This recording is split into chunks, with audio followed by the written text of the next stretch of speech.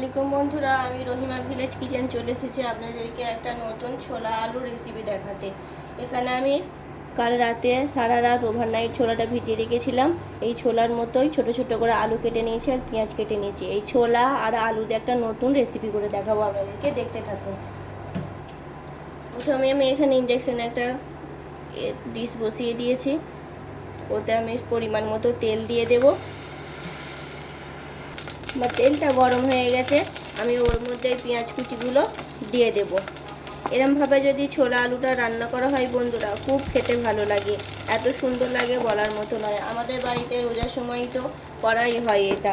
আমাদের এখানে মহরমের আশুরা রোজা চলছে, তাই আমার বাড়িতে এরমভাবে ছোলা আলুটা রান্না হচ্ছে। আপনারা বাড়িতে একবার হলেই ট্রাই করবেন। পেঁয়াজটা লাল লাল ব্রাউনি হওয়ার পর্যন্ত ভাজতে থাকবো। পেঁয়াজটা আমার এদিকে লাল লাল হচ্ছে, তার মধ্যে আমি একটা লং, একটা এলাচ আর দুটো ডালচিনি দিয়ে দেবো। বেশি দেবো না। আর দুটো তেজপাতা।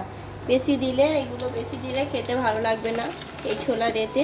অল্প করে এগুলো দিতে হবে, যাতে এইগুলোর একটু স্মেলগুলো এতে আসে। নাহলে বেশি দিলে গন্ধটা বেশি আসলে, স্মেলটা বেশি আসলে ভালো লাগবে না খেতে। পেঁয়াজটা লাল লাল আমার হতে থাকুক, তারপর আমি আপনাদেরকে দেখাচ্ছি এতে আর কি কি দিয়ে কেমনভাবে এই ছোলা আলু রান্নাটা দেখাবো আপনাদেরকে। এটা ছোলা আলু রান্না নয় বন্ধুরা, আমাদের এখানের ছোলা আলুর এই রান্নাটাকে কোপ্তা বলে। খুব সুন্দর খেতে লাগে রোজার সময়। এইটা মুড়ি দিয়ে খাওয়া যাবে, আপনারা লুচি দিয়েও পরিবেশন করতে পারেন। আমাদের এখানে এটা মুড়ি দিয়ে খুব সুন্দর খেতে লাগে রোজার সময়। আপনারা রোজার সময় এটা একবার ট্রাই করে দেখবেন। পেঁয়াজটা আমি বেশি লাল লাল করবো না, এতে 1 চামচ আদা রসুনের পেস্ট দিয়ে দেবো। আদা রসুনের পেস্টটা এই পেঁয়াজের সাথে একটু লাল লাল করে ভেজে নেব, তবে খেতে ভালো লাগবে। আমার আদা রসুনের পেঁয়াজের কাঁচা এক্সট্রা গন্ধটা চলে গেছে। আমি এর মধ্যেই কেটে রাখা ছোলাটা দিয়ে দেব, আর ভিজিয়ে রাখা আলুটা দিয়ে দিয়েছি, ভিজিয়ে রাখা ছোলাটাও দিয়ে দেবো। সব দিয়ে আমাকে ভালোভাবে এগুলো একটু কষে নিতে হবে।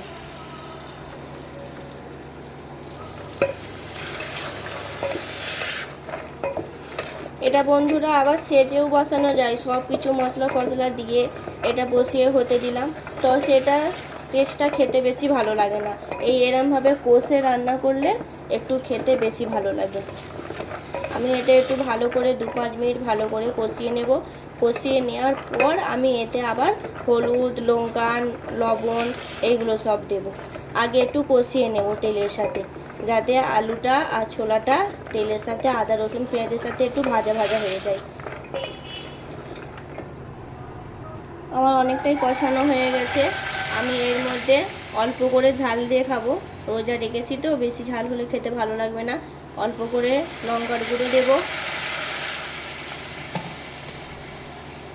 লবণটা আগে দিয়ে দিতে হবে, লবণ না ঢুকলে আলুর মধ্যে খেতে ভালো লাগবে না। অল্প করে লবণ দিয়ে দিয়েছি, হলুদ দিয়ে দিয়েছি 1/2 চামচ,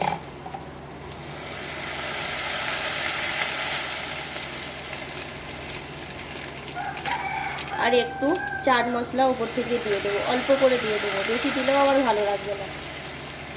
সব উপকরণটা বন্ধুরা এই কোপ্তায় অল্প অল্প করে দিতে হবে, বেশি দিলে খেতে ভালো লাগে না। আমি এগুলো সব আবার ভালোভাবে কষিয়ে নেব মশলার সাথে, মশলাগুলো দিয়ে।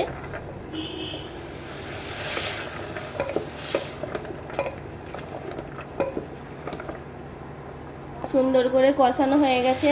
আমি এর মধ্যে এবার 1 কাপ পরিমাণ মতো পানি দিয়ে দেবো, যতটা আমার লাগবে। আমার এই যে আমি ছোলাটা আর আলুটা নিয়েছি, আমার ওতে এই কাপের 1 কাপই জলটা লাগবে। দিয়ে এবার একে ভালোভাবে কষিয়ে দিয়েছি, একে পানি দিয়ে ভালোভাবে ফুটতে দেওয়া হোক, তারপর আমি আবার ফিরে আসছি। ঢাকনাটা সরিয়ে দেখি আমার কোপ্তাটা কত দূর আছে। আমার অনেকটাই দেরি আছে, এখন কোপ্তাতে পানি আছে, আর একটু হবে। পানিটা যখন কমে আসবে তখন আমার কোপ্তা রেডি হবে। আলুটা আমার দেখুন সিদ্ধ হয়ে গেছে, এর পানিটা মরে মরে আসলে তবে আমার কোপ্তাটা রেডি হবে। কোপ্তাটা রেডি হয়ে গেলে, পানিটা মরলে আমি একে পরিবেশন করে দেখাচ্ছি। দেখুন বন্ধুরা, আমার কত সুন্দর ছোলা আর আলু দিয়ে কোপ্তা রেডি হয়ে গেল। এরকমভাবে বাড়িতে আপনারাও একবার হলে ট্রাই করে খাবেন, খুব সুন্দর খেতে লাগবে রোজার সময় মুড়ি দিয়ে।